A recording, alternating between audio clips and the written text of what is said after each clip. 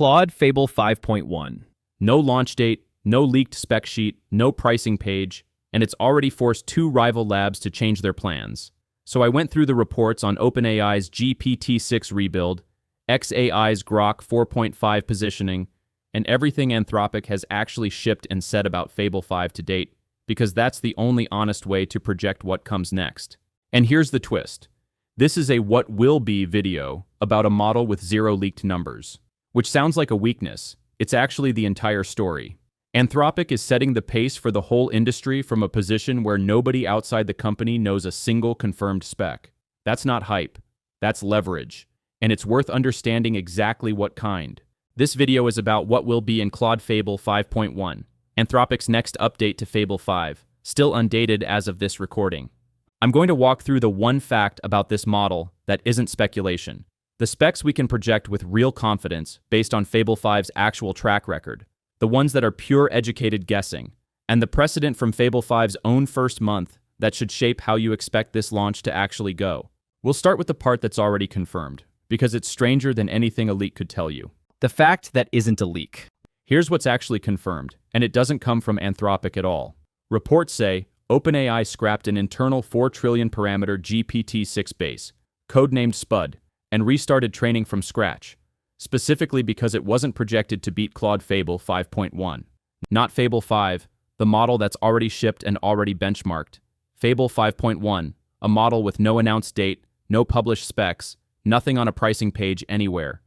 Grok 4.5 own positioning tells a similar story. xAI explicitly framed Grok 4.5 as Opus class, rather than Fable class.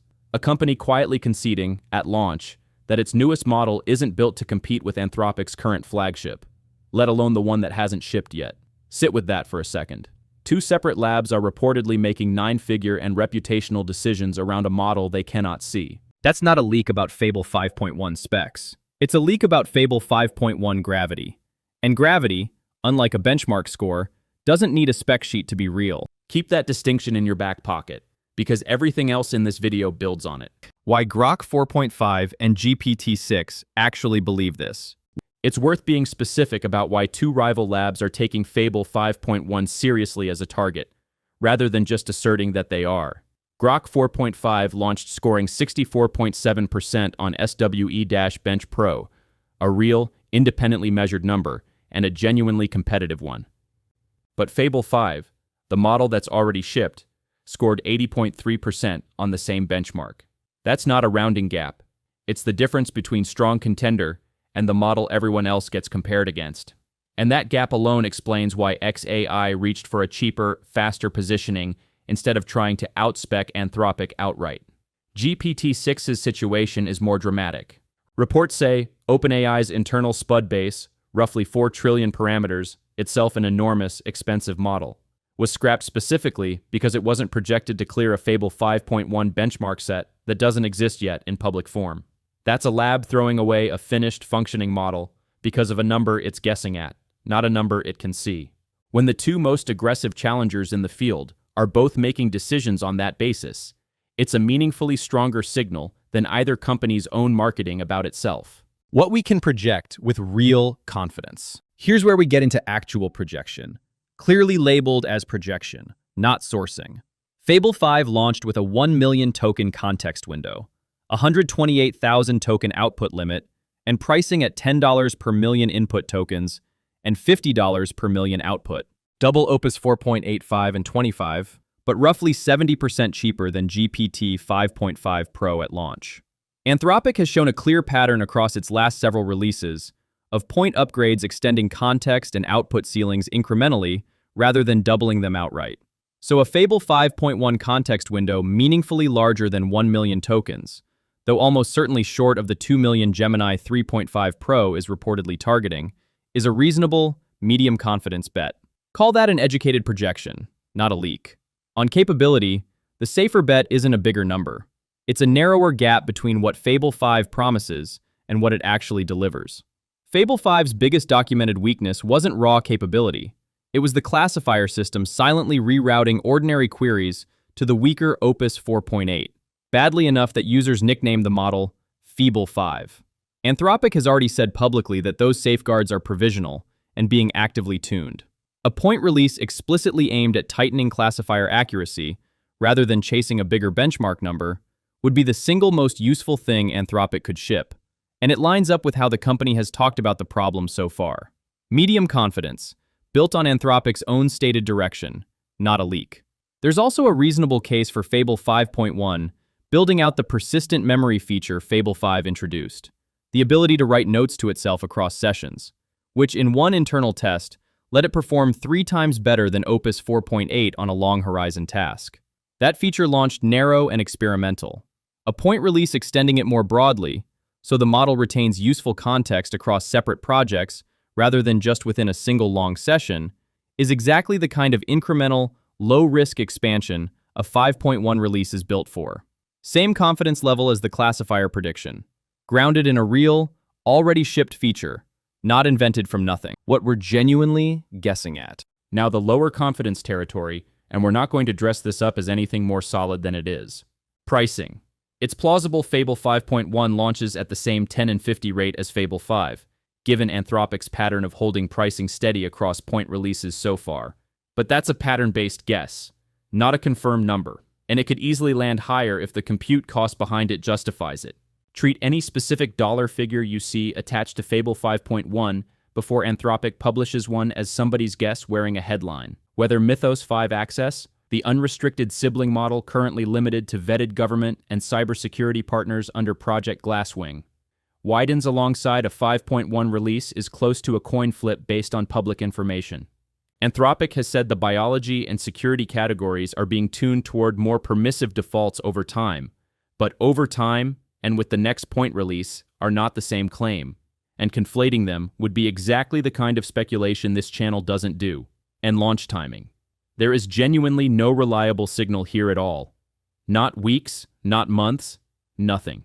If a thumbnail gives you a specific date for Fable 5.1 right now, that's not reporting. That's a guess with a calendar graphic attached to it. What Fable 5.1 is actually racing against. It's worth being clear about the field Fable 5.1 lands into, because it isn't the same field Fable 5 launched into back in June. By the time Fable 5.1 ships, whenever that is, Grok 4.5 will have been on the market for months at $2 per million input tokens and $6 per million output, a fraction of Fable 5's 10 and 50. Gemini 3.5 Pro is reportedly landing within days of this recording with a leaked 2 million token context window, twice what Fable 5 currently offers, gated behind Google's $250 a month Ultra tier. And GPT-6, if the rebuild reports hold, will be OpenAI's first from-scratch model built specifically to clear whatever bar Fable 5.1 sets. That's the pressure Anthropic is building into. Whether or not Fable 5.1 own specs reflect it. A model doesn't need bigger numbers than its predecessor to win this particular race. Fable 5 is still the strongest performer on independently verified coding benchmarks, even without an update. What Fable 5.1 needs to do is not lose ground, while 3 rivals close the gap simultaneously. That's a lower bar than biggest leap yet. And it's worth remembering the next time a leak, real or invented, promises otherwise. The precedent nobody's talking about. This is the part that should shape your expectations more than any spec projection. Fable 5's actual launch didn't go the way a normal model launch goes. 3 days after release, the US Commerce Department ordered Anthropic to cut off foreign access over a jailbreak exploit, and Anthropic took both Fable 5 and Mythos 5 offline globally for 2 weeks before relaunching July 1st, with a purpose-built classifier to close that specific hole. That's not a footnote. That's the most important data point available for projecting how Fable 5.1 actually reaches the public, because it's the one piece of this story that's already happened once, to this exact model family. If Anthropic learned anything from that 2-week shutdown, the reasonable bet is a more staged rollout next time. Narrower initial access, more review before broad availability, maybe an extended trusted partner window before the general public gets anywhere near it.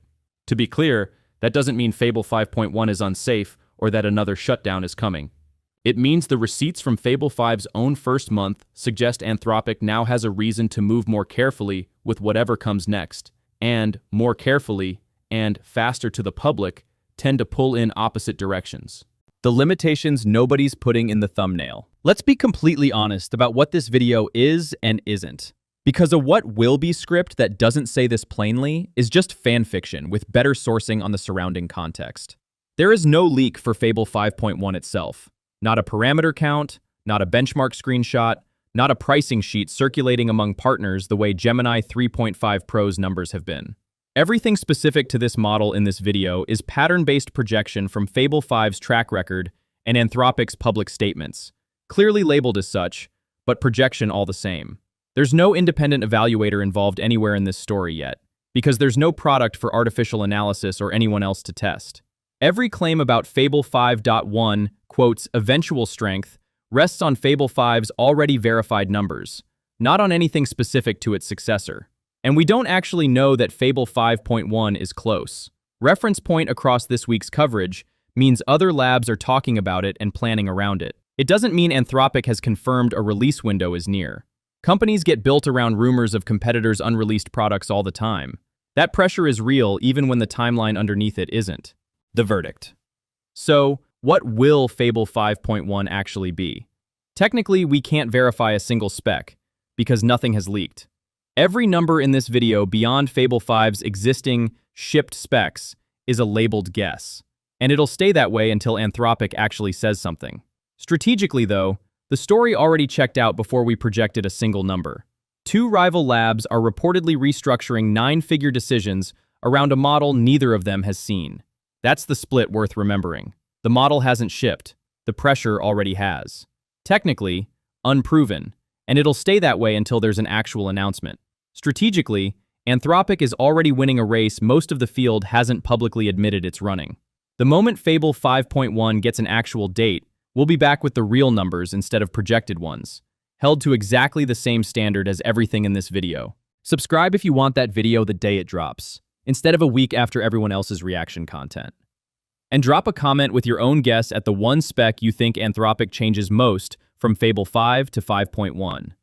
Context window, pricing, or the classifier system that earned this model a nickname it clearly didn't want.